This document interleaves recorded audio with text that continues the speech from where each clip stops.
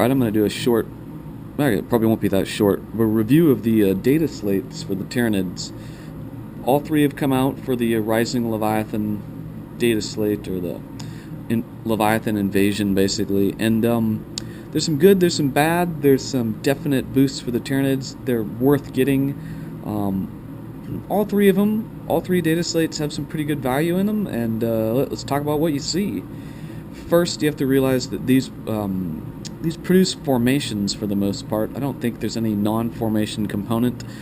Formations for the Tyranids are going to be your allies, because you can't take allies as Tyranids, you can't even ally with Tyranids. But if you take a Dataslate, you can take a formation. It doesn't occupy a Force Org slot, which is important because it means it's not in your Force Org. So if you take, say, an HQ in a Dataslate, he can't be the warlord for your army. If you take troops in your Dataslates, they're troops, and since they're from your codex, they're scoring, but they're not your mandatory troop choices. So no matter what you do, you still have to have a warlord and 2 troops in order to use the Dataslates. But what do you get? And I'm just going to go through the units and talk about them a little bit. You can get the, and I didn't bring all the models, but you can get the Lictor Forest Brood.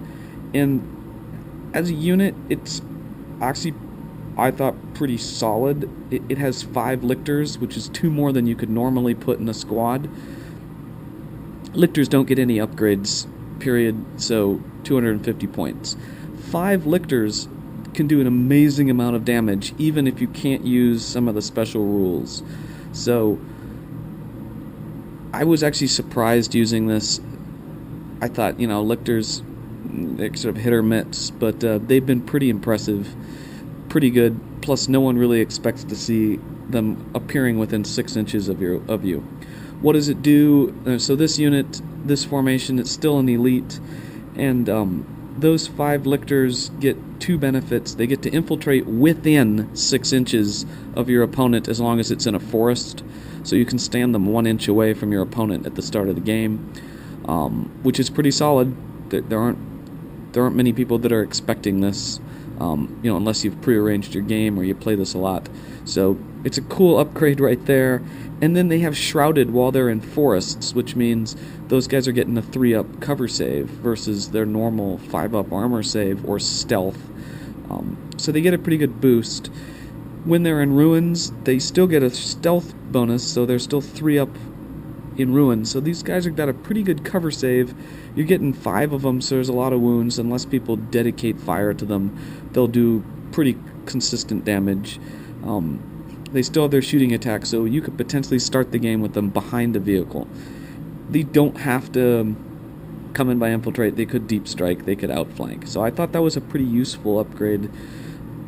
The Manufactorum Gene Stealers, on paper, I thought this was a pretty cool formation, and I've played it a whole bunch of times. And in Apocalypse games, when you use the right Tyranid Apocalypse upgrades, they can be pretty cool.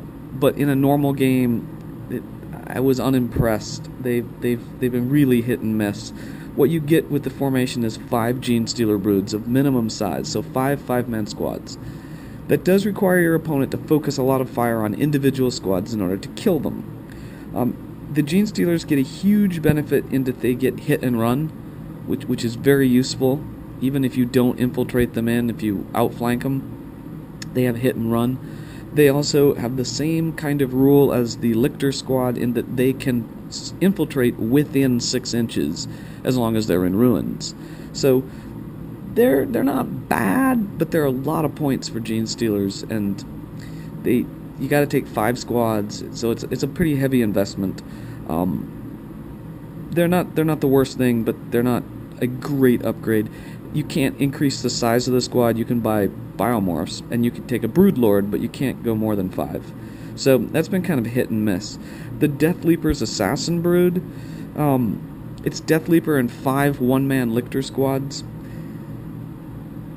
It has a special rule which gives preferred enemy characters and independent characters, and it gives everyone within 12 inches of it -1 to their leadership. that's kind of a cool boost, and it synergizes with Death Leaper because he gives that minus D3 to one independent character or character. What really hurts this is it's kind of like a formation designed to boost Death Leaper's Warlord trait, which is the one where he gets a victory point for every independent character he kills. 2, actually. But he can't be your Warlord because it comes from a formation, so not that great. So I would pass on this one, actually.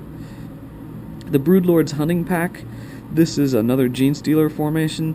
It's okay because you only have to take 3 squads, so you're not quite as hamstrung as the Munitorum, where you're taking 5 squads, which is a huge number of points, potentially. They have to have 1 Broodlords, you can't have more than 1, but the Gene Stealer packs aren't minimum size. You can take any size you want as long as you take 3 and 1 Broodlord. And these guys have the ability to arrive from reserves inside a building, and it says in their rules as long as they are set up more than 6 inches away.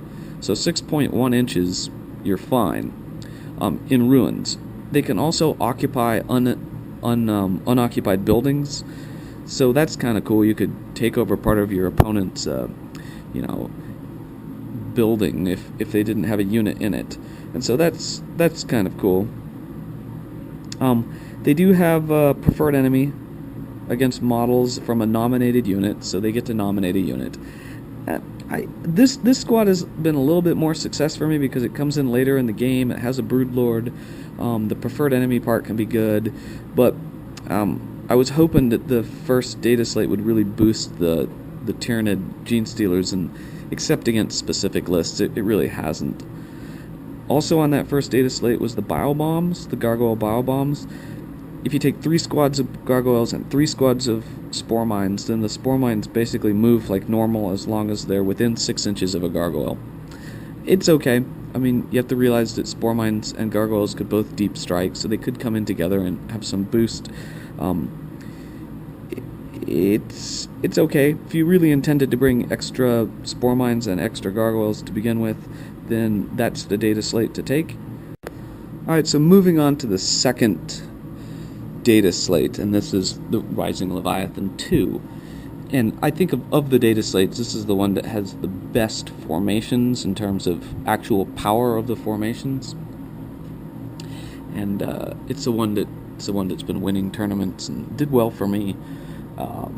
So what does it get? It gets the Incubator node, which is a Tervigon with 3 Termagant broods.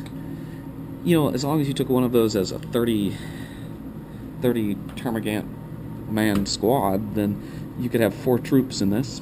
Otherwise you have the 1 HQ and the 3 troops, but they don't take up a 4-sword slot. So that's interesting. Could be useful. The big benefit to this one is when you roll for Termagants, if your Tervigon rolls 1s, he can choose to re-roll any of them. Yeah, it's okay. It does. If you roll double 1s, you can kind of prevent yourself from not spawning that round. It's not necessarily a huge boost, but one of the important things to know with these formations is if you were already taking the models, putting them, if you're already taking all 3 squads and a Termagant, then putting them in the formation doesn't hurt you at all. But potentially it's just a boost. The Synaptic Swarm, this is one that is kind of a no-brainer in some people's armies, and so I think this one is a huge boost also, as long as you're meeting your 4-sword requirements outside of the data slate. But it's 1 prime and 3 warrior broods, and it gives everyone in the formation an 18-inch synapse, so you don't have to worry about things like taking Dominion. It's just automatic. Everything in that gets the 18-inch synapse. Taking warriors has been sort of a new norm for Tyranid, so I think that particular formation is not unlikely to be already on some tables, and so it's pretty good. Skyblight, Skyblight's the one that I find quite competitive, and I think it's a really good boost for the Tyranids, and it gives the Tyranids something that people have been asking for, and frankly I'm surprised people haven't noticed. I guess Skyblight has gotten some good notice, but If you take a Flying Hive Tyrant, 1 Hive Crone, 2 Harpies, and 3 Gargoyle Broods, it essentially makes your Gargoyles troops that are ultra scoring, because they get the ability to steal objective markers and come back when they're totally destroyed on a 4+, with all of their current upgrades. So it gives you a lot of flying monstrous creatures, though certainly no more than you would get. You could have that in a normal Force Org anyways, but it gives you a lot of flying monstrous creatures. It gives you the ability to steal objectives, which is amazing, and it's pretty competitive. And it makes Gargoyles troops in a way, because they're scoring. The Living Artillery node, this is the other big boost for the Tyranids. You take the Exocrine, a full squad of Biovores, and a Tyranid Warrior Brood with a basic Biocannon. And what it says is that everything that shoots a large blast gets to reroll the scatter dice when firing weapons. Now, interesting, it doesn't say reroll the distance dice, but I think that's implied. So that's pretty good. It's really a boost for the Biovores, because you often want them to hit. And with their multiple barrage, every time you get a bullseye, you can really move that barrage blast where you want it to some degree. So it's a big boost. The Living Artillery node. The Endless Swarm, this is one of the classic Tyranid formations. You used to have it in Apocalypse. I guess technically it still do. It's 3 Hormagaunts, 3 Termagants, and a Warrior Brood, and it basically says that you get to just keep respawning Hormagaunts and Termagants when they die. On a 4-up, they just go into ongoing reserves. Counts against you for victory points. Same thing with the Gargoyles, but this is a great way to just keep pumping out scoring units. It's not terribly expensive. It gives you a tremendous number of troops on the field, because you're going to take 5 troops with this formation, plus your minimum 2 troops and an HQ in a standard single Force Org. So a lot of troops and scoring units that are going to be regenerating. The downside, is you're going to be coming in from your board edge when you come in from the ongoing reserve. Very different from the Skyblight, where the Gargoyles can just deep strike in because they're jump infantry. So that's a big boost for that one, and I think it's certainly one of the sort of competitive aspects for the data slate. The last data slate, the one that came out, I guess last week, is data slate number 3, and I was originally less than thrilled with some of it, but I've changed my opinion on it. So it has a couple, same number of formations basically, though one of them is not really a formation that you would see in a normal game. It comes out with the Bioblast node, so this you get the Warrior 3 Carnifex Broods of indeterminate size, so you could take 1 to 3 Carnifex, and a Tyrannifex. And it says everything in it has to take the Biocannons. Now, the Twin Link Devourers with Brain Leech Worms are Biocannons, so your Carnifexes could take those if you want. The benefit to this is that it gives split fire. If you're taking single squads of Carnifexes, then not much benefits from it other than the Warriors. But the big deal is that it gives a re-rolling of failed 1s on the shooting for wounds. So it kind of gives you preferred enemy, not quite, but close to preferred enemy, as long as you're close to the Warrior Brood. So I thought this one's not bad. It's actually a pretty good formation, because there are plenty of competitive lists with players using a Warrior Brood, a Tyrannifex, and maybe 3 Carnifexes in one squad. Well, now you just take them as 3 Carnifexes, 1 per squad, and you get the reroll of your wounds at no additional cost, because you were maybe already taking these models.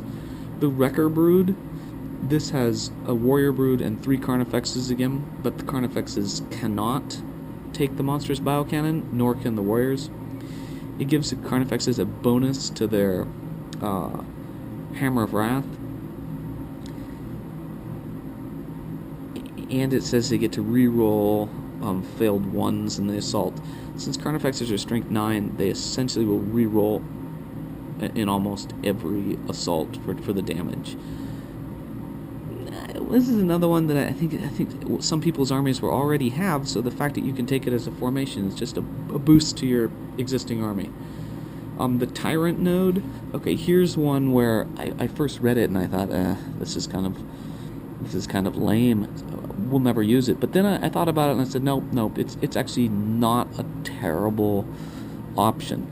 You have to have a Hive Tyrant who can't have wings. You take a Tyrant Guard and a Venom Throat Brood. And if you do this, and they're the formation, then the Hive Tyrant adds 6 inches to his synapse range. Well, the formation doesn't have to be near each other or anything like that. So if you're going to take, say, Swarm Lord and some Guard and Venom Throats, then you just put them in the formation as long as you meet the HQ requirement for a standard force, or you add this formation for and you get the bonus to the synapse range. Or even if you don't take Swarm Lord, you just take a normal walking Hive Tyrant, you're good.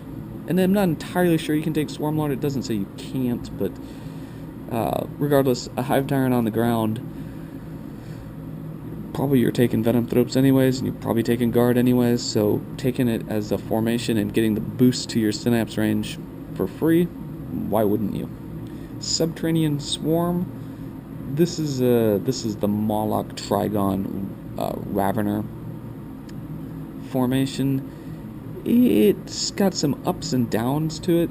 You have to take a Trigon Prime, a Trigon, a Moloch, and 3 Ravener Broods. So this is quite expensive.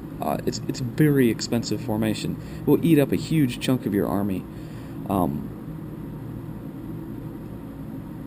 If you do this, though, then the entire squad comes in reserves together, which means you only make 1 reserve roll for the formation. And when you roll that, the Trigon Prime comes in first, Deep Strikes like normal, and the Raveners come out from within 6 inches of where that Prime is, automatically on round 1. So you get all 3 squads of Raveners, and then the Molochs and the other Trigon come in like normal. But it's all coming in on the same roll. So the benefits of this are the Ravener placements, because the Trigon Prime, he can't. He doesn't. He has the benefit to his scatter. He can't scatter on top of opposing or even friendly units, so you don't end up in a deep strike mishap because of that.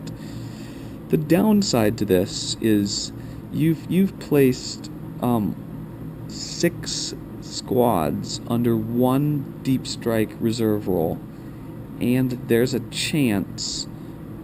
It's not a great chance, but there's a decent chance that they don't come in on round 2 or round 3, and you have to wait till round 4. It's happened to me in games. It could happen. It's just 2 dice rolls. And if that happens, then a massive part of your army is stuck in reserve. Otherwise, it would be coming in piecemeal, and that might be more beneficial. Okay, the last formation is the Living Tide, which is a multi-formation formation.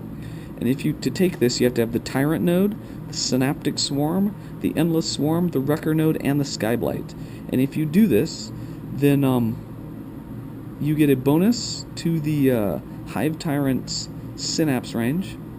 So I guess he's basically, since he's already got a bonus 6, he adds another 6, so he's a 24-inch synapse.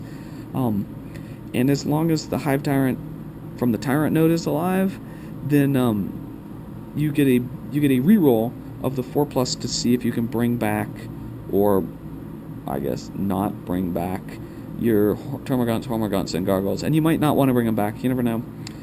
Sometimes you're just trying really not to give up another kill point. This formation costs so many points that in a standard game you'll never see it.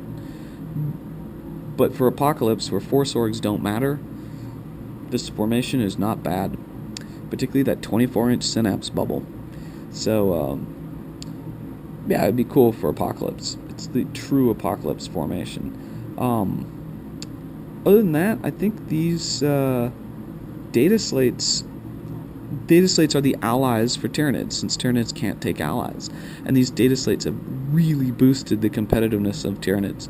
Some of them far less than others, some of them just because you're already taking the models, just take them on the data slate and as a formation. And you get the extra boost for free. You didn't change your list, really. Some of them, like Skyblight, Living Artillery, are pretty huge force boosts. Others, like the Immunitorum Gene Stealers, are really situational. The Deadly Fruit Lictor Brood, that's been pretty cool. It was a lot better than I thought. Others may not be totally well thought out, but I think all in all, the three data slates for Tyranids have been a huge boost for an army.